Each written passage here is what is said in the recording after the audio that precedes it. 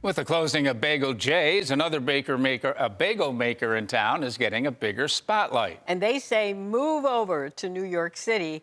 The Buffalo Bagel is here. News 4's Kelsey Anderson shows us that. Everyone thinks the true way is, they got to be New York style. We figured we should get away from all that and sort of start our own path. Buffalo-style bagels. We have buffalo pizza, our buffalo wings, but what is a buffalo bagel? Our bagels have a little more oomph to them. You're going to shatter through that first layer of shiny, goldy, crackly crust, and then you're going to get that really nice, soft, chewy interior that you're not going to find anywhere else, I'm fairly certain.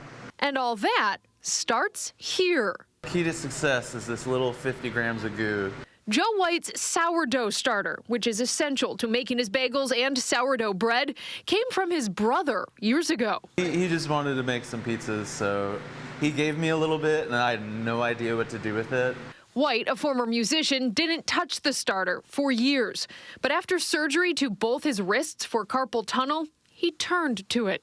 And so it was like a self-prescribed therapy. And he eventually realized there was a hole in the market for something with a hole: bagels.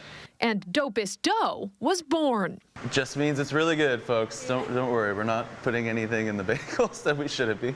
White and his wife Anna are currently the only full-time people behind this operation. I think the big difference with our bagels is it feels actually like a meal. They started as a wholesaler. They're now in 6 cafes across Western New York. Then they opened a storefront in East Aurora. Right now it's open Saturdays and Sundays, selling their plain, sesame, everything poppy, and some other interesting flavored bagels. A bagel I don't think anyone else is making. It's called a hot grandma bagel.